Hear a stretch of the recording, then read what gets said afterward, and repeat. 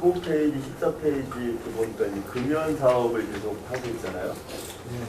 그래서 근데 이제 뒤쪽에 민원사항 114쪽부터 이 민원사항을 쭉 살펴보면 이 간접 흡연 피해에 대한 민원들도 상당히 많아요. 네, 굉장히 많습니다. 그래서 거기에 대한 지금 뭐 대책은 어떤 것들이 있어요? 그래서 이제 간접 피해 이제 비흡연자와 흡연자의 관계인데요. 이제 기존에 이제 흡연하시던 분들은 이제 어떤 흡연 부스라든가 흡연할 수 있는 장소를 주고 거기에서 피게끔 해주고 피지 말라고 해야지 무조건 거리로 내쫓으면 우리는 어디로 가느냐는 그런 불매 소리들이 많이 나오시는데 그것도 일리가 있다고 봅니다. 그래서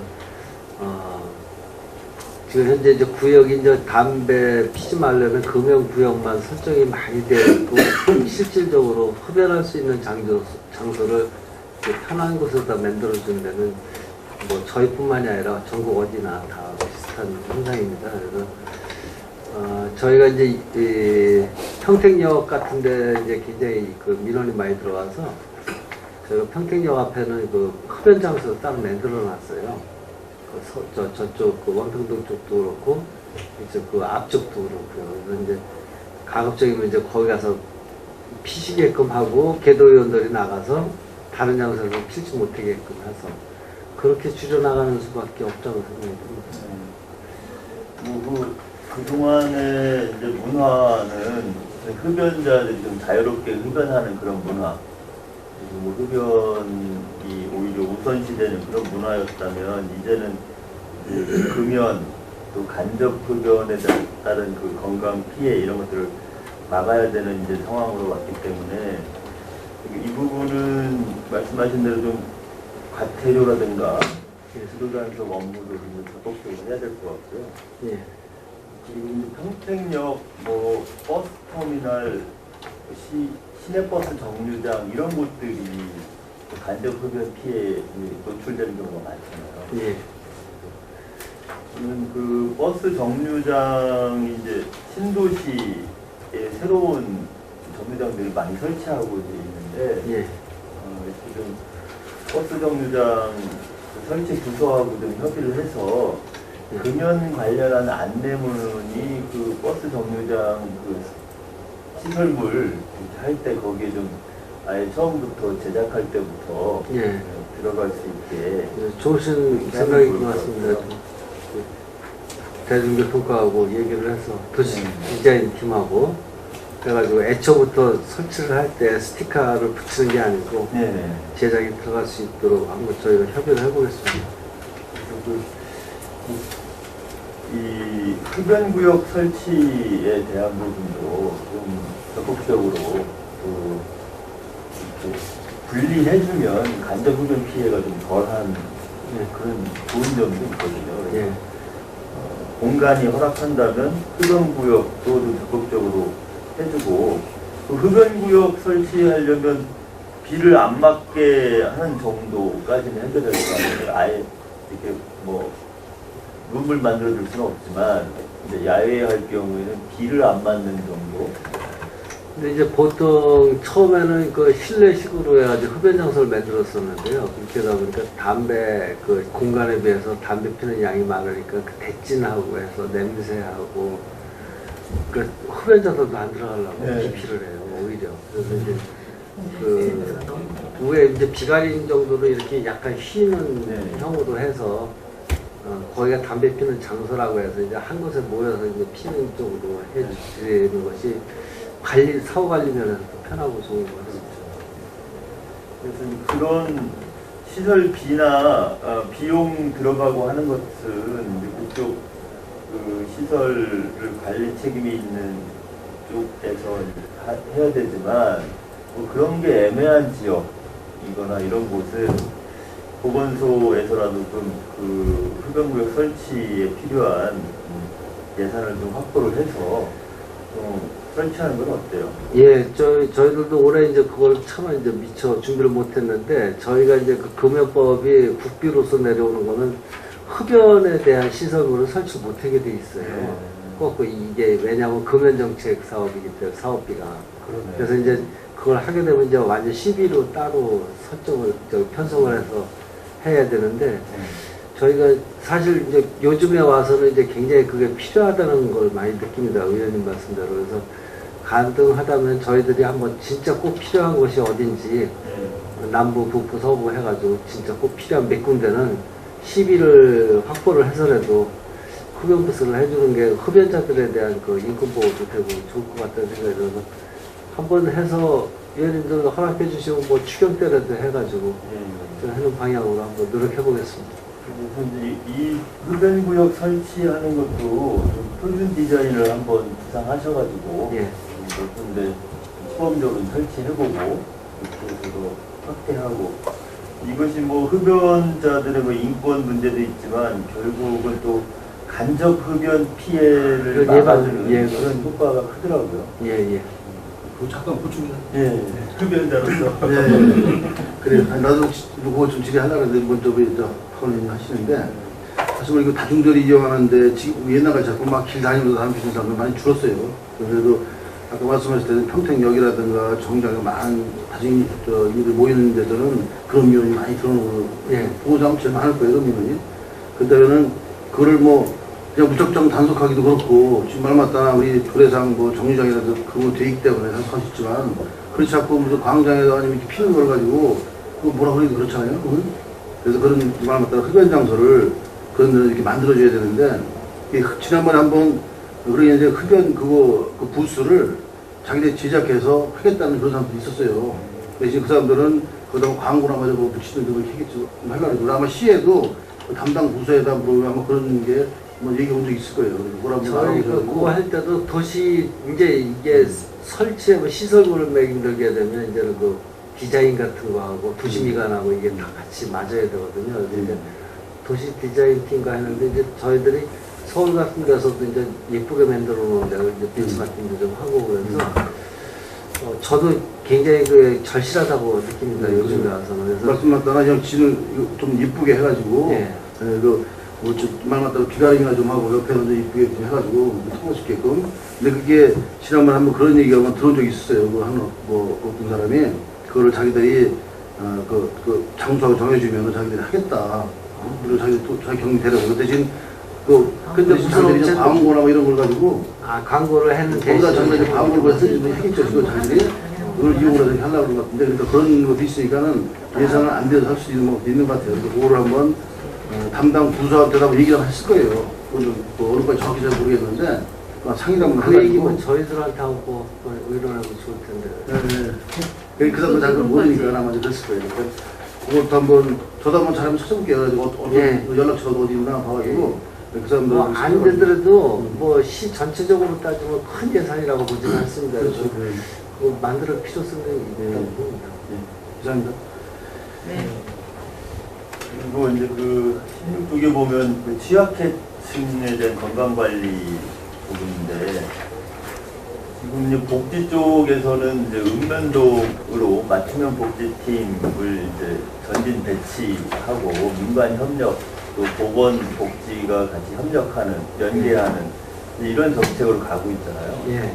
거기에 대해서 이제 보건소에서는 어떻게 준비하고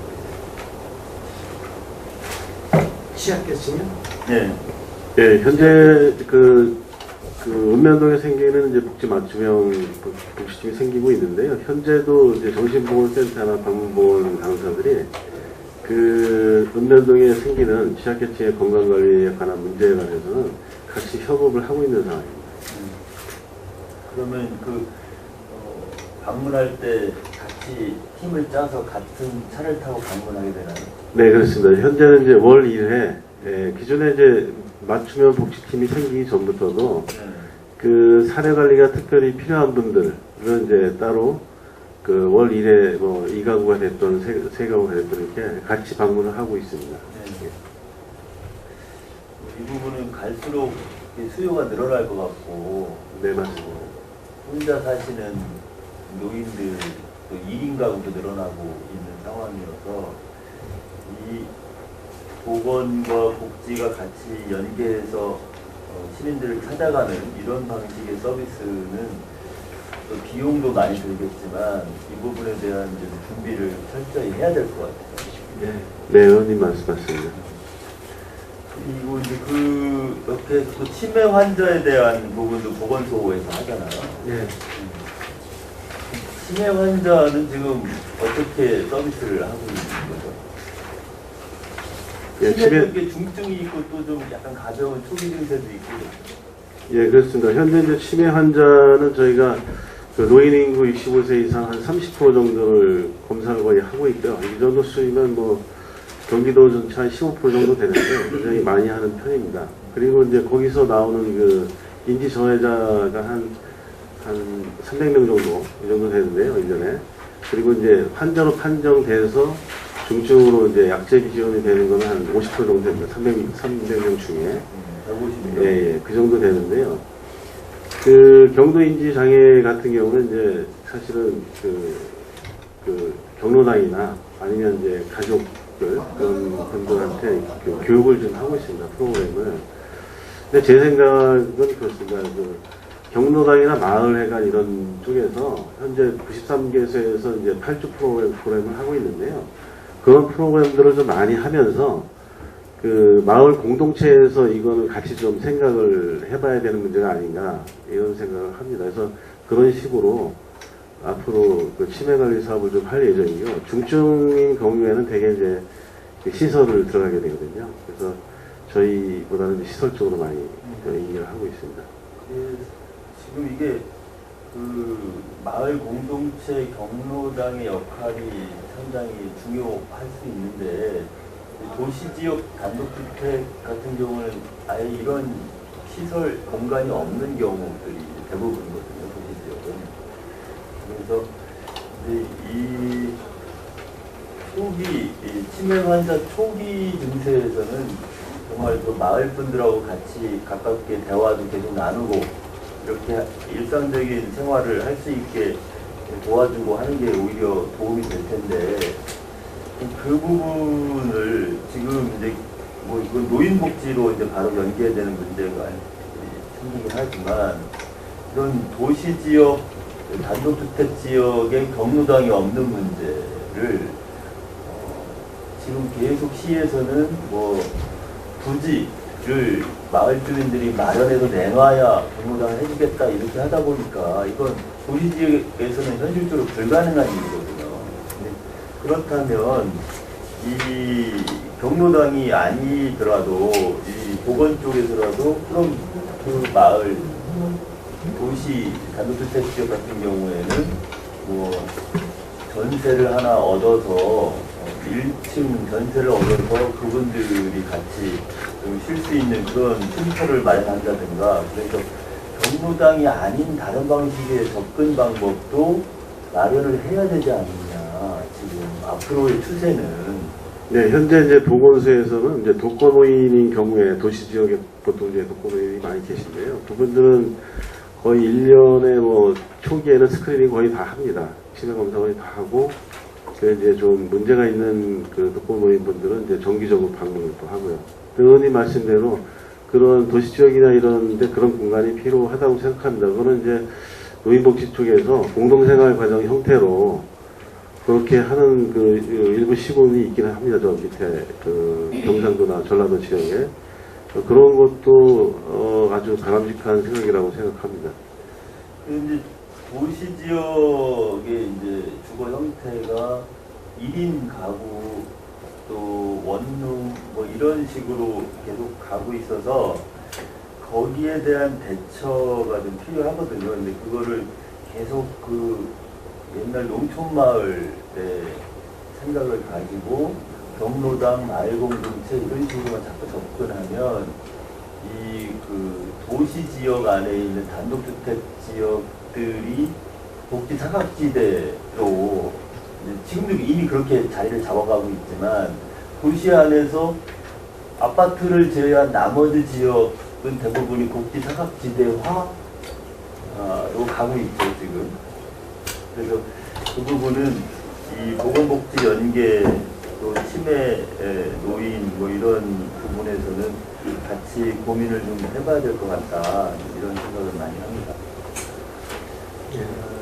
근데 11쪽에 보면 그 어린이집 유치원 아이들에게 이제 건강 관련한 교육을 하고 있잖아요. 근데 그런 내용 중에 보면 뭐 영양, 운동, 구강, 아토피 이렇게 가는데 저는 이제 그 천식과 관련해서는 이제 실내 공기나 미세먼지 관련한 문제거든요. 그래서 그 배움터에서 교육하는 내용 중에 그 미세먼지가 심한 날 어떻게 아이들이 움직이는 게 좋은가에 대한 교육을 좀 해주면 좋겠다. 그래서 행동 요령. 그러니까 지금 그 정부에서는 매일매일 그 미세먼지 농도를 이제 그 일기예보나 뭐 주의보 발령이나 이런 걸 통해서 이제 전파를 하는데 그것이 실제 우리 그 미세먼지에 취약한 아이들에게는 어떻게 전달되고 행동으로 이어지는가 그 부분은 지금 잘 안 되는 것 같아요. 그 미세먼지가 나쁨, 매우 나쁨 이렇게 주의보를 내려도 그것이 실제 취약 연령대인 그 0세에서 4세 아이들에게는 또 어쩌란 말이냐 대책이 없는 상황인 거죠. 그래서 그 부분을 여기서 그 어린아이들 건강 교육하는 그 내용 중에 좀 포함을 시키면 이제 같이 오신 그 보조교사 선생님들이나 유치원 선생님들도 거기에 대한 생각을 좀 해보고 그런 날은 뭐 야외 활동을 자제한다든가 또 어린이집에 올 때 마스크를 쓰고 온다든가 뭐 이런 개인들 또 그 어린이집 차원에서 대응할 수 있는 부분들도 있거든요. 그래서 거기에 대한 것도 좀 좋으신 말씀 추가로 같습니다. 뭐 하면 예, 어떨까? 프로그램에 해서 교육을 시킬 수 있도록 이렇게. 이상입니다. 네, 또 질의하실 의원님 서현 의원님.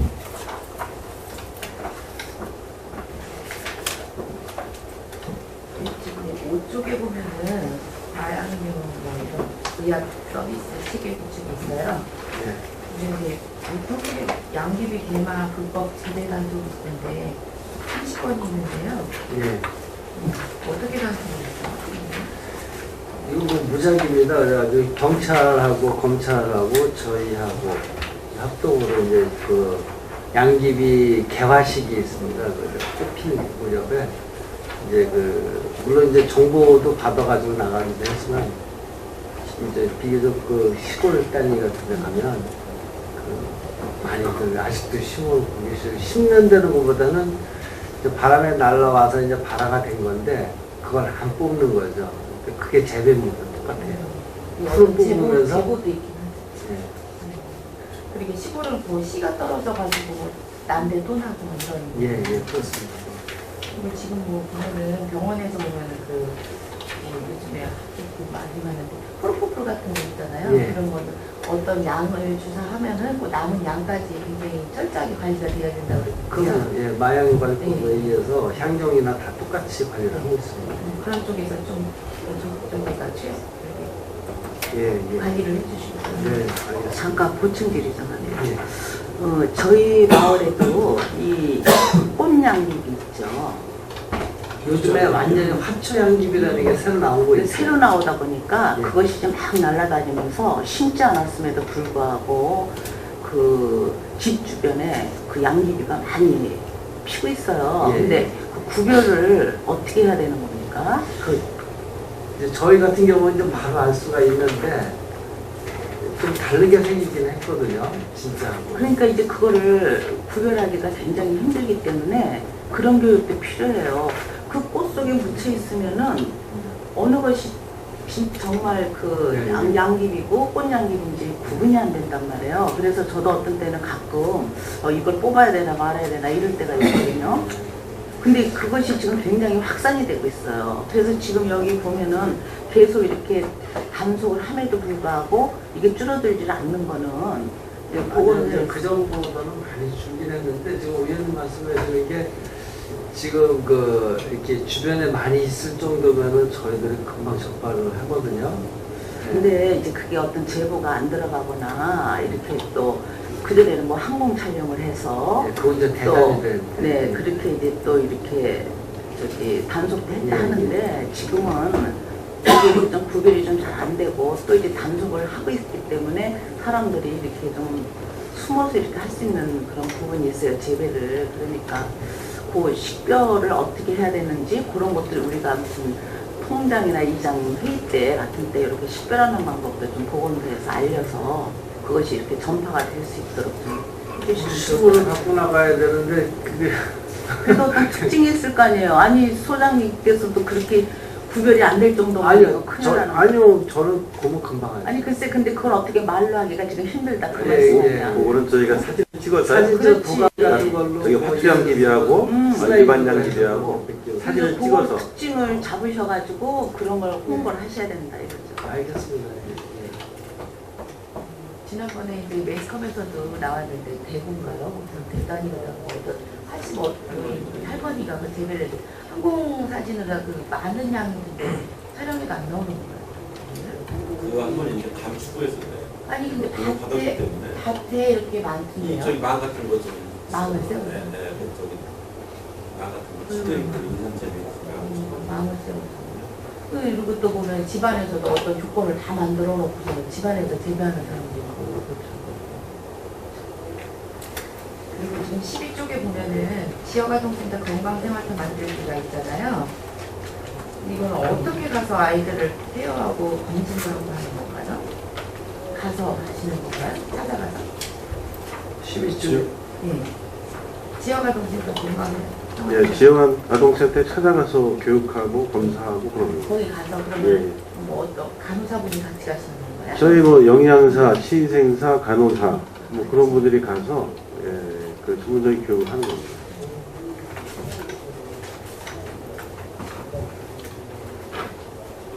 16쪽에 보면은 체감도 높은 취약계층 건강관리가 있는데요. 지금 장애인 건강보건관리 사업으로 뭐 의사 진료, 스님운동, 뇌병변 이런 분들 예. 저는 장애인 사회 프로그램으로다가 자조모임 나들이와도 하시는 이분들은 스스로가 개인이 혼자서는 움직일 수 없는 분들이잖아요. 네. 그럼 그분들은 어떻게? 아닙니다. 이분들이 이제 편마비가 있으신 분들이 거의 혼자는 거의 혼자 움직일 수 있을 정도는 됩니다. 아, 그럼 네, 걸어갔을 정도. 와상 환자는 아니고요. 편마비가 있어서 저희 이렇게 보건소에 이제 스스로 오실 수 있는 분들. 재활하러 오시는 분들.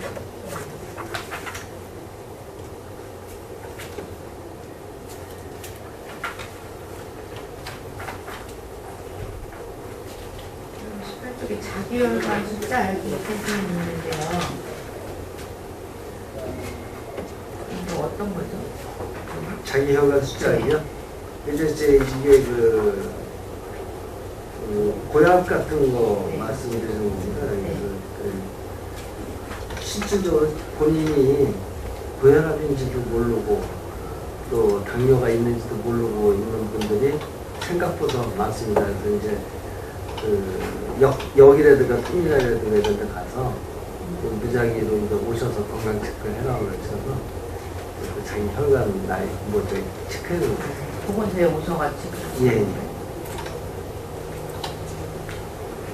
23쪽에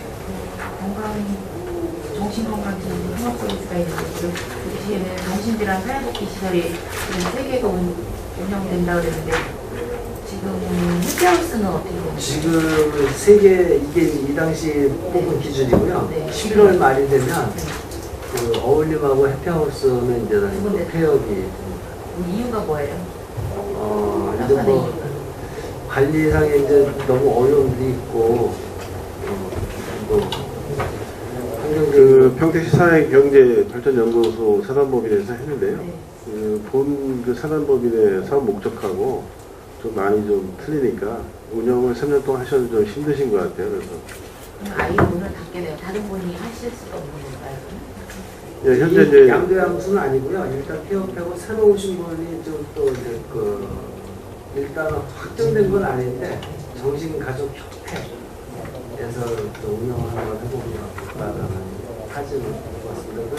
저희도 생각할 때는 객관적으로 볼 때 정신 가족 협회에서 하면 아무래도 자기 가족들이니까 훨씬 더 바람직할 것 같아요. 그분들은 그럼 계속해서 뭐 이용하실 수는 있는 건가요? 지금? 그 시설은 이제 없어지는 겁니다. 새로운 데를 다시. 새로운 데로 다시. 근데 그분들은 그럼 어떻게 해요? 일단 다 소사는 됐습니다. 다른 데로. 다른 데로? 예. 이게 피해가 없도록 좀. 예. 다른 시설로 가거나 이렇게 했어요. 그리고 우리 시에 지난번에 그런 일이 있어서 1,100여 명의 조사를 하셨다고 그랬는데 8%면 88명이 꽤 많은 수치가 나오거든요. 예, 그렇습니다. 대부분 가장 큰 비중을 차지했던 이유가 어떤 게 있나요?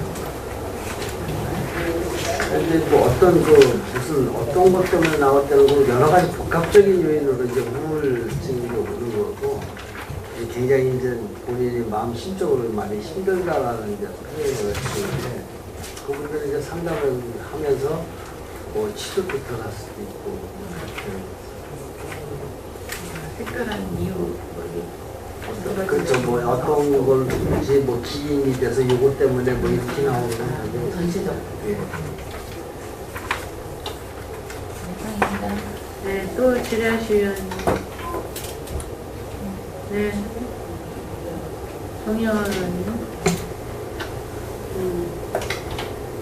우선 그 모성과 어린이 건강 관리에서 의원님께서 뭐 관심 있게 다 출산 장려금에 대해서 이렇게 말씀을 주셨는데, 지금 저희가 시에서 이제 출산 장려금으로 나가는 게 3세아이의 경우에는 200만 원이 나가네요. 예. 셋째하고. 근데 이제 여기에 좀 우리가 좀 더 적극적으로 이렇게 좀 정책을 좀 전환을 시켜서 정말 실질적인 그런 도움을 줘야 되지 않을까. 지금 뭐 다 알겠지만 우리가 여기 뭐 보건소에서는 이런 잔잔한 이런 어떤 지원을 가지고 그 사람들이 그 다시 뭐 2세를 갖다 더 출산을 한다던가 그런 건 아니잖아요. 그죠?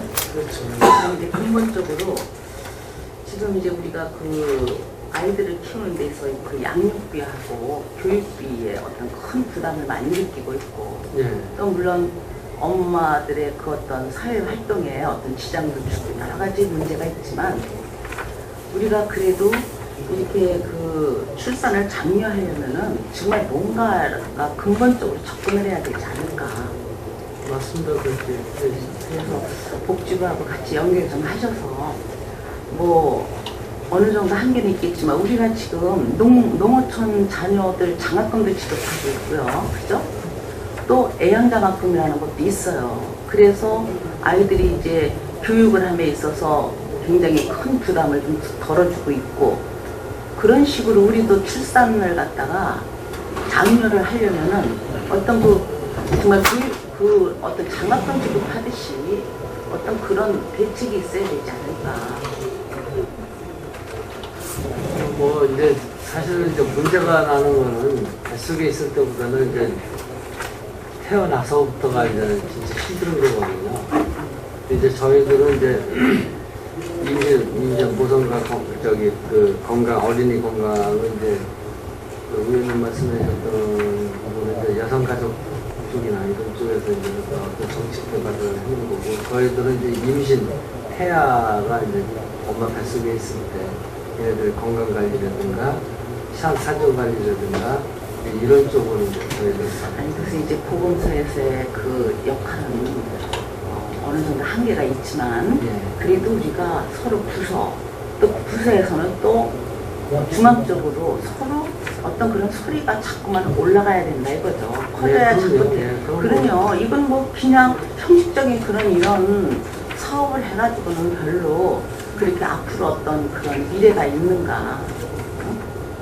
그래서 그런 쪽으로 정말 우리가 좀 많은 그런 노력을 해야 되지 않을까 싶고요. 네, 여기 이렇게 보면 그런 게 너무 많아요, 사실은. 그래서 그런 부분이 좀 답답하고, 네, 좀 그렇습니다. 그리고 한 가지는 시민 맞춤형 의료 서비스에 우리가 지금 차량을 가지고 이동 검진을 하러 다니죠. 예, 예. 네. 그거는 참 좋은 것 같아요. 그런 사업은. 지금 여기에 이렇게 68쪽에 보면은 자세하게 좀 많이 나와져 있긴 한데, 지금 한 가지는 이제 일단 검진을 하고, 그 다음에 이제 결과를 통보해주고 끝나는 거죠.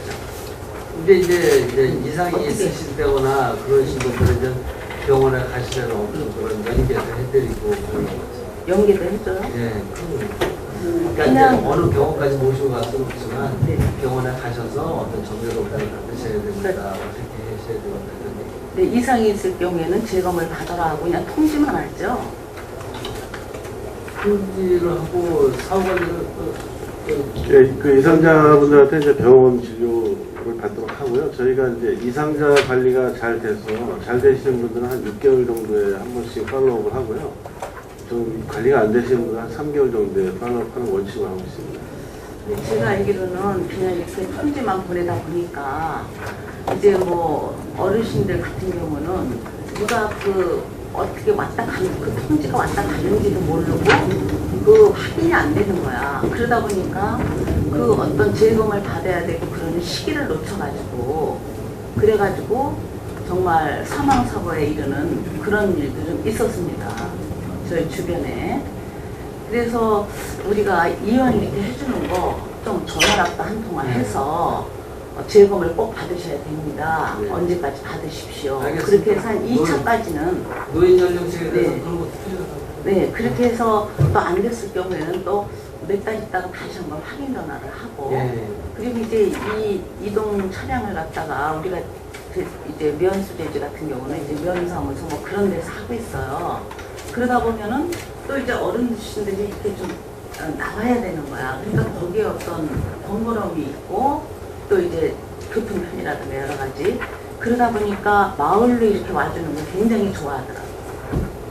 그러면은 이제 마을 사람들끼리 또 이제 그 차가 온다니까 우리 받자 이렇게 해가지고 또 같이 이렇게 받고 물론 이제 마을에서 하게 되면은 면사무소보다는 조금 번거로울 거야 하시는 데가 이제 면사무소는 일단 차량을 거기다 놓고 이제 찾아오는 사람들을 꾸준히 다 할 수가 있는데 마을로 하게 되면은 조금 하면서 자꾸 옮겨야 되니까 좀 번거로움이 있으셔요. 저희가 마을도 버스가 들어갈 수 있는 길이 확보가 되는 데는 가고 있어요. 글쎄, 그래서 가주시기 때문에 그래서 이제 제가 아는 경우도 뭐 사망사고도 있었지만은 정말 병을 빨리 조기에 발견할 수 있었던 네. 기회가 됐어요. 그래서 이런 사업이 특히 농촌 지역에서는 정말 바람직한 것 같고 잘하시는 걸로 보는데 좀 사후 관리를 조금 좀 철저해달라. 그리고 한 가지는 우리가 지금 그 농약 안전 보관함 보급 사업을 하고 계시죠. 예. 24쪽에 보면은 지금 이제 4개 마을을 하고 있는데 관리는 어떤 식으로 하고 계신가요? 저희가 그 이제 농약 보관하는 사업은 이제 작년에 처음 한 건데요. 그 행성 지역에 이제 농가가 많은 데를 기준을 했는데 이제 농약 보관 이제 농약을 어떤 함을 주어서 거기다 농약을 일괄적으로 보관을 하게 하는 거고 그것뿐이 아니고 이제 저희들이 이제 그걸 드리면서 그 마을에 가서 정신건강 상담하고 교육을 시켜드려요. 그래서 이제 그 농촌 마을에 이제 어르신들이 이제 홀로 계시는 분들이 약주 드시고 농약 드시고 막 이렇게 착살사고로 이어지고 그래서 그걸 줄이고자 이제 그러니까 처음에 이제 보관함을 만들면서 첫 번에 한 번 그렇게 교육을 시키고 그것으로 끝나는 거죠? 아니죠. 사후 관리를 어떻게 하시나요? 개선하는 거예요. 어떤 식으로 하시나요? 예, 매주 방문 그 정신사회복지사가 방문합니다. 매주? 예, 매주 방문해서 그 보관함 관리도 잘 하는지 또는 이제 그 지도자분들이 있어요. 또 입주하신 분들이 그분들한테 이제 그 마을 분들 중에 우울감에 빠져서 계신 분이 없는지 이런 거 모니터링 하고요. 그런 분이 계시면 이제 상담을 해드립니다. 그리고 이제 그런 거는 참 좋은 건데 이제 제가 생각하기에는 그 농약을 사오는 거 사와서 집에 보관하는지 농약함에 보관하는지 이런 건 어떻게 우리가 예, 그런 것까지 관리를 다 하는 거예요. 나가서 그걸 보는 거예요. 어떻게 그 개인들이 그 농약 하나 사온 걸 갖다 다 보관합니까? 마을에서. 그리고 아, 그 집들도 보관함하고는 저만치 떨어져 있잖아. 네. 그런데 그걸 무슨 수로 관리를 하냐? 아니 보관함은 개인 지급을 해주는 거고요. 보관함. 아니 내 이야기는 예를 들어서 뭐 1,200m 막 이렇게 마을이 분산돼 있지 않느냐 이거예요. 집집마다 보관함을 다 드리는 겁니다. 집집마다 줘요? 예, 네. 집집마다. 아 집집마다. 예, 집집마다 그래서 있습니다. 한 분이 관리하시게. 그러니까 이제 할아버지나 할머니 중에 우울감이 있는 분이 있으면 우울감 없는 분이 보관하시고. 아니 제가 알기로는 그 마을회관에다가 하나 딱 보관해 놓지 않았어요? 아니 그렇지 않아요. 아니. 그런 거를 집집마다 해준다. 예. 그러면은 100가구면 100가구를 다 예, 해주는 예, 것이에요. 예. 아, 그거 참 좋은 사업이네요. 그럼. 예. 그 공원 생명 자살 예방 공원재단에서 그 사업을 하는 거 저희가 이렇게 공모해서 받아가지고 한 겁니다. 예산 사업이 아니에요. 저는 그 당시에 마을회관에서 행사를 했기 때문에 그 마을 거를 갖다 어떻게 이렇게 모아다가 이렇게 할 수 있는가 아니, 그게 의문이었거든요. 개인 집에다 다 보고 fes 집에다 그만한 예, 사이즈다가 예, 그러면은 이제 그분들도 아무데나 방치 안 하고 그렇죠. 그 보관함을 꼭 쓸 수 예, 예. 있도록 그걸 잡아놓으니까요. 열을 때 또 생각 한번 더 하시게 돼요. 예, 또 관리가 참 중요하다고 봅니다. 예, 그래서 맞습니다. 참 이사님. 네. 또 지리아시 의원님 계십니까? 네. 더 이상 지리아시 의원님이 안 계시므로 평택보건소 소관에 대한 감사실을 모두 마치겠습니다. 평택보건소장님을 비롯한 관계 공무원 여러분 수고 많으셨습니다. 모쪼록 오늘 행정사무감사에서 지적된 사항과 대안은 시정에 적극 반영하여 추진하여 주시기 바랍니다. 이상으로 평택보건소 소관 2016년도 행정사무감사를 종료합니다.